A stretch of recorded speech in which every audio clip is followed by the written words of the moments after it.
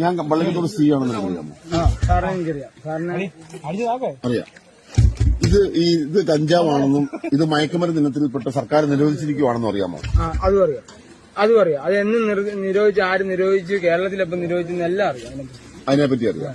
ഇത് ഈ പറയുന്ന സംഭവം മയക്കുമരുന്ന് വെച്ചിട്ട് കേരളം മുഴുവൻ ഡ്രഗ്സിന് അഡിക്റ്റ് ആയിട്ടുള്ള ഒരു കൂട്ടം ആൾക്കാരാണെന്നുള്ളതിനെ പറ്റി അറിയാമോ? അതല്ല, അതിനെ ഒരു കൂട്ടം ആൾക്കാര് എന്നെ സാറിന് ഇപ്പൊ ഒരു പഞ്ചായത്തിൽ 1000 പേരുണ്ടെങ്കിൽ അതിലൊരു 10 പേരെ കഞ്ചാവ് അടിക്കുന്നുള്ളൂ. പക്ഷെ ഈ 1900 പേരും മദ്യം അടിക്കുന്നു. അപ്പൊ ഒരു സ്ഥലത്ത് പ്രശ്നം നടന്നു കഴിഞ്ഞാൽ ഏറ്റവും കൂടുതൽ പ്രശ്നം ഉണ്ടാക്കുന്ന മദ്യം കൊണ്ടല്ലേ. പക്ഷെ പിടിക്കുമ്പോൾ ജനങ്ങൾ പറയുന്ന ഉണ്ടാക്കുന്നതാണ് കഞ്ചാവ്. ഞാൻ ചോദിക്കട്ടെ, MDMA ഉണ്ട്, പ്രൊതലീനുണ്ട്, മോർഫിനുണ്ട്, അതുപോലെ തന്നെ LSD ഉണ്ട്. അതിന് കാശ് വേണം. അതൊക്കെ വലിയ കാശ്. അല്ല, ഞാൻ പറഞ്ഞ അങ്ങനെ കാശ് 2000 രൂപയില്ലേ?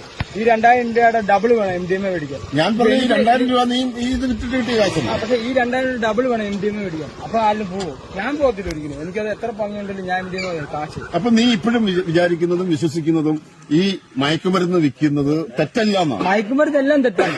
ആശുപത്രി. പക്ഷെ ഇത് മയക്കുമരുന്നാണോ? അല്ല, ഇത് മയക്കുമരുന്നിന്റെ കൂട്ടത്തിൽ സർക്കാർ 85 പെടുത്തിയത് വെറും 29 വർഷമായിരുന്നു.